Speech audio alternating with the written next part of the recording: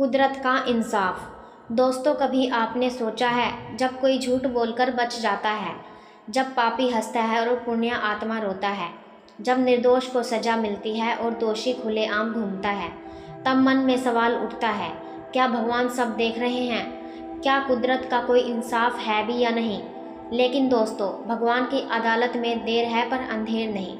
वहाँ हर कर्म का लेखा जोखा होता है और न्याय भी होता है। आज की इस धार्मिक कथा में हम जानेंगे कैसे एक ब्राह्मण परिवार पर आया अन्याय, कैसे उसने ईश्वर पर आस्था रखी और अंत में कैसे कुदरत ने अपना न्याय दिखाया। यह सिर्फ एक कहानी नहीं, एक विश्वास की नींव है। धर्म की जीत है और अधर्म की हार है। तो चलिए शुरू करते हैं आज की सच्ची और प्रेरणादायक धार्मिक कथा, कुदरत का इंसाफ। काशीपुर नगर में एक वृद्ध ब्राह्मण रहते थे, श्री हरिनारायण शास्त्री।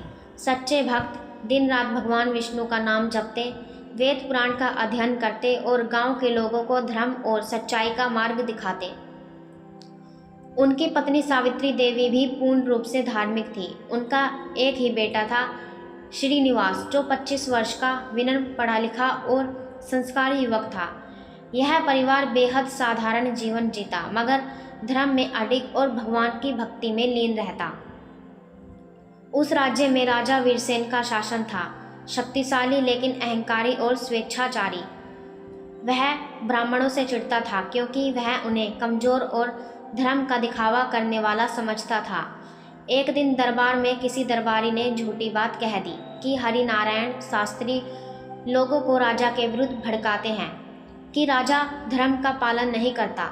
राजा ने बिना सोच विचार किए सिपाहियों को भेजा, उस ब्राह्मण को पकड़कर लाओ। हरिनारायण शास्त्री को उनकी कुटिया से जबरन उठाया गया और दरबार में लाया गया। राजा ने कठोर स्वर में पूछा, क्या तू मुझे अधर्मी कहता है? क्या तू मेरे खिलाफ प्रचार करता है? हरिनारायण शांति से बोले, राजन, मैंने केवल भगवान की भक्ति सिखाई है, किसी के खिलाफ नहीं। राजा ने क्रोधित होकर कहा, तू झूठ बोलता है, मैं तुझे कारागार में डालता हूँ, देखता हूँ तेरा भगवान तुझे कैसे बचाता है। और बिना अपराध के उन्हें जेल में डाल दिया गया। घर पर सावित्री देवी और श्रीनिवास यह सुनकर टूट गए, लेकिन उन्होंने रोकर नहीं, प्रार्थना कर भगवान से न्याय मांगा। श्रीनिवास हर दिन मंदिर जाकर भगवान विष्णु के चरणों में बैठकर प्रार्थना करता, हे नारायण, आप साक्षी हैं, मेरे पिता निर्दोष हैं, कृपा करिए। लोग कहते हैं, राजा से लड़ाई मत ले, माफ़ी मांग लो, कुछ नहीं होगा भगवान से। लेकिन श्रीनिवास का उत्तर होता, राजा की अदालत में झूठ चल सकता है, लेकिन भगवान की अदालत में नहीं। कुदरत न्याय करेगी। अब राजा की क्रूरता बढ़ती गई। उसने गांव के अन्य संतों को, ब्राह्मणों को भी डराना शुरू कर दिया। धर्म की जगह अंधविश्वास और भय फैलने लगा। हरिनारायण शास्त्री जेल में रहते हुए भी हर दिन भगवान नाम जपते रहे। एक दिन उन्होंने जेल में रखे एक कैदी से कहा, पुत्र, तू चाहे कितना भी अधर्मी क्यों ना हो, भगवान से प्रार्थना कर, वो तुझे बदल देंगे। वो कैदी था कालिया, जो कभी एक डाकू था। हरिनारायण की बातों से उसका मन परिवर्तित हुआ और उसने उनका शिष्य बनना स्वीकार किया। कुछ ही महीनों बाद राज्य में भयंकर अकाल पड़ा। नदियां सूख गईं, बारिश नहीं हुई, फसलें बर्बाद हो गईं। लोग समझ नहीं पा रहे थे कि ऐसा क्यों हो रहा है। कोई कहता भगवान नाराज हो गए हैं, कोई कहता धर्म को अपमानित किया गया है, इसीलिए प्रकृति भी रुष्ट हो गई है। एक दिन एक ऋषि राज्य में आए। उन्होंने राजा से कहा, हे राजन, जिस दिन आपने हरिनारायण जैसे धर्मा आत्मा को बंदी बनाया, उसी दिन से आपके राज्य में दुर्भाग्य शुरू हुआ। यह कुदरत का इशारा है। राजा अड़ा रहा, मैं मानता नहीं, यह सब अंधविश्वास है। श्रीनिवास अब राज्य के कोने कोने में जाकर भजन कीर्तन करने लगा। उसने गांव-गांव में जाकर लोगों को फिर से भक्ति के रास्ते पर लाना शुरू किया। लोगों को ईश्वर पर भरोसा फिर लौटा। भीड़ बढ़ने लगी और श्रीनिवास के भजन से लोगों के हृदय में शांति लौटने लगी। इससे राजा असहज हो गया। उसने श्रीनिवास को बुलाकर धमकाया, अगर तूने यह धार्मिक सभा बंद नहीं की तो तुझे भी जेल भेज दूंगा। श्रीनिवास मुस्कुराया और कहा, महाराज, मैं कोई राजद्रोह नहीं कर रहा, मैं केवल भगवान की बात कर रहा हूँ।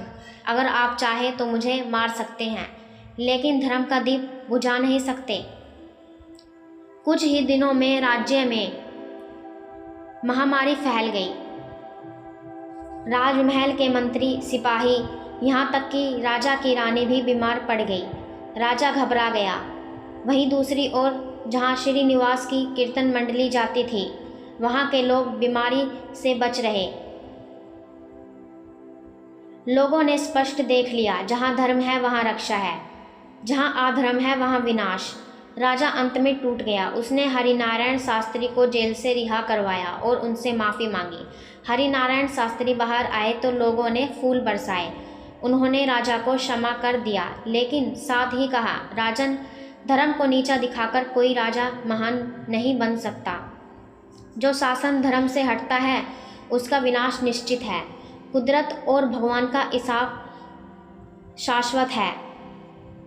राजा ने उनके चरणों में गिरकर कहा, अब मैं धर्म के मार्ग पर चलूँगा, कृपया मार्गदर्शन करें। हरिनारायण ने श्रीनिवास को देखकर मुस्कुराकर कहा, यह रहा सच्चा उत्तराधिकारी धर्म का, जिसने बिना शस्त्र केवल श्रद्धा और भक्ति से कुदरत का इंसाफ बुलाया। दोस्तों, इस कथा से हमें यह शिक्षा मिलती है कि ईश्वर हर कर्म का साक्षी है। कुदरत का न्याय अदृश्य जरूर होता है, लेकिन अचूक होता है। चाहे पाप कितनी ही चालाकी से क्यों ना किया जाए, वो अंत में उजागर होता है। और सच्चाई चाहे कितनी भी पीड़ा सह ले, अंत में विजय उसी की होती है। कुदरत का इंसाफ देर से आता है, पर जब आता है तो इतिहास बदल देता है। मेरी कहानी सुनने के लिए आपका बहुत बहुत धन्यवाद।